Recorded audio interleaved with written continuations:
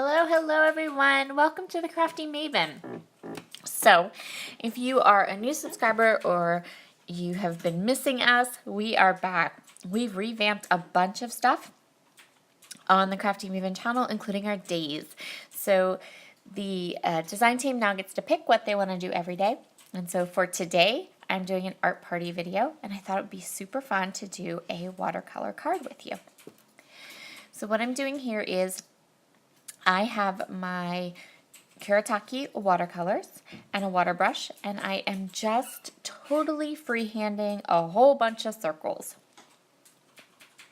I've also apparently disappeared. Oh, because I need a paper towel.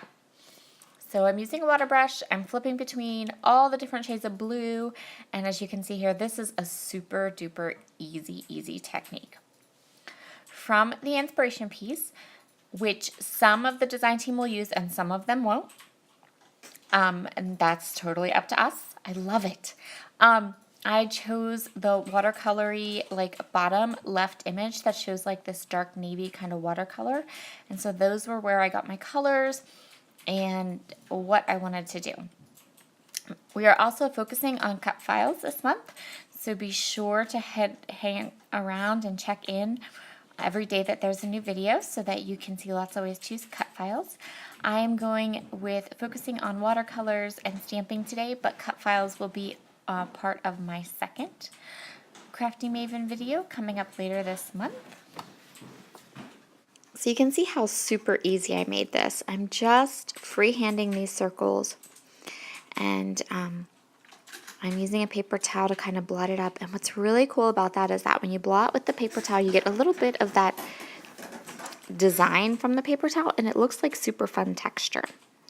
So I'm doing some big and some small, and I'm kind of just adding them where I feel like I want them to be, and then blotting them up until I think it looks good. So super easy. You can see here how just blotting it just gives it that like gorgeous watercolory look. So this card is loosely based on a sketch. I will have the sketch at the end along with a close-up of the card, and I'm super happy with that. So now it's time to go ahead and continue creating. Back to the card sketch though. It's for a card drive that is being hosted by Sara Scraps and Ink Road Stamps, and they provided us with 30 sketches so that we could make 30 cards during the month of October if we wanted to.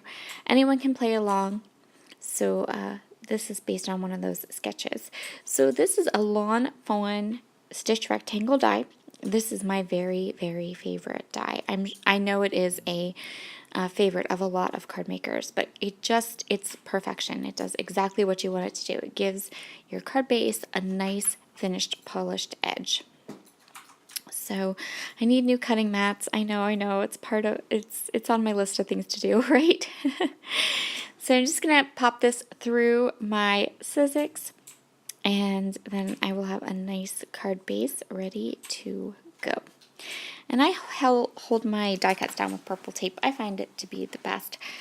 I'm not quite sure why I went ahead and put that back through the die cutting machine. Maybe it hadn't cut all the way through. And that could probably have to do with the paper I'm using. So I'm using some hot press watercolor paper, which is super thick and heavy, but it also takes all that water really well. Okay, so this is a Pink and Main 6x6 paper pad, and I've chosen this diagonal print because it has those shades of blue in it, and I think it'll work really well and kind of set off my watercolored panel there. And the next thing I'm going to do is I'm going to pull out my Tim Holtz stamp platform. And I'm going to stamp just a little bit with this Evening Mist Altenew ink and these stamps from Ink Road. I love these stamps from Ink Road. They're super duper versatile. They'll work on a scrapbook layout, they'll work on a card, and of course I'm using them on the card here. So this is a nice warm gray ink that isn't going to stamp so opaque that you can't see through onto my watercolor background. And I'm just going to choose lots of different circles. I'm going to use both the big circles, and then there's also this teeny tiny circle in the set that I'm going to use to kind of fill in and add a little bit to it.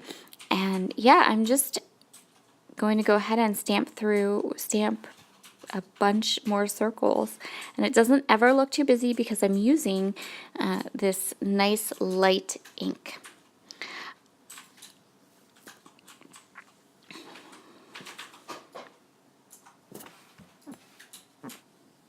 Okay, one more little detail onto my card.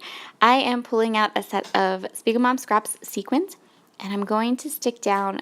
This sequin mix is called You Make My Heart Sing, but it has these really light pale turquoise sequins in that I think just set this card off to perfection. And when you making a card, and it is simple, little details like this just make it that much more special. So the last little bit of this is, again, I want to add a little bit more kind of detail, dimension, interest to this card, and I'm going to do that with this fun foam. If I'm using fun foam on a scrapbook page, I don't much care what color it is, but when I'm using it on a card, I like to have the foam kind of match the colors on my card, simply because with a card you can turn it around and look at it different ways, and having a foam on the back that kind of gives you that pop of color that you can see, I think really adds something. It's just one more little detail that you can add to a card. So I'm just using Nouveau Deluxe adhesive, and this is the same adhesive I used to put down my sequins. So I hope you enjoyed this card process today. Something a little different, something a little fun. And of course, you can always use this idea of all of these circles and this watercolor on a border of a scrapbook page or in a traveler's notebook as well. So I will see you all again a little bit later this month with some more fun inspiration. Have a wonderful, wonderful day, and thank you so much for stopping by the Crafty Maven today. We will see you all again soon. Bye!